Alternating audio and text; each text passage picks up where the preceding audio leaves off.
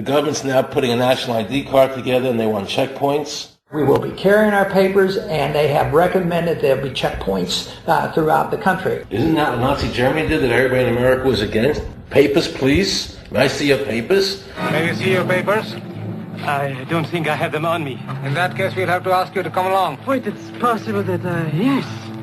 Here they are. These papers expired 3 weeks ago. You have to come along. Halt! Halt! Papers, please, coming soon.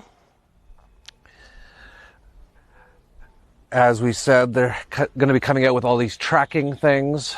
This is all part of the plan. Mass tracking COVID Pass immunity passports to be rolled out in 15 countries. This article on Zero Hedge says COVID Pass promises to work as digital health passport, allowing users deemed uninfected to attend public gatherings, among other privileges. Gates goes on to predict that the ability to attend public events in the near future will depend on the discovery of an effective treatment. But he remains pessimistic that any such cure will be good enough in the short term to make people feel safe to go out again. These warnings by the multi-billionaire dovetail perfectly with the stated purposes of the aforementioned COVID Pass, whose development is also being carried out in partnership with Red Strike Group, a sports marketing consultancy firm that is working with England's Premier League and their Project Restart.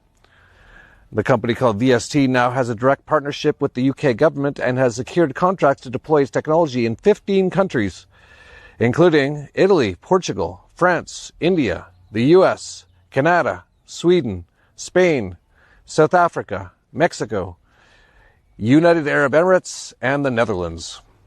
And here was the interesting part.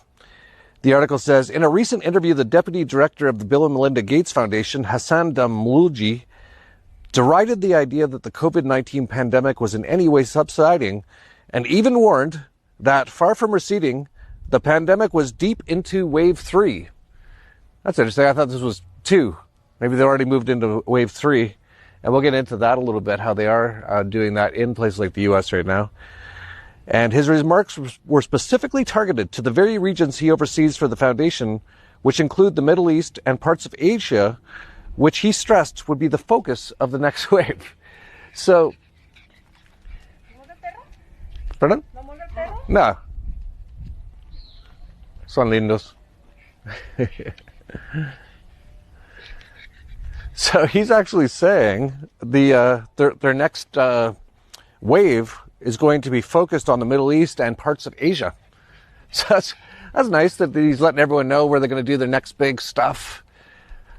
And I'm glad to hear it's not here in Mexico, for example. It's going to be in the Middle East and parts of Asia. So watch for that in the next few weeks as they bump up all those numbers, because that's basically all they're doing.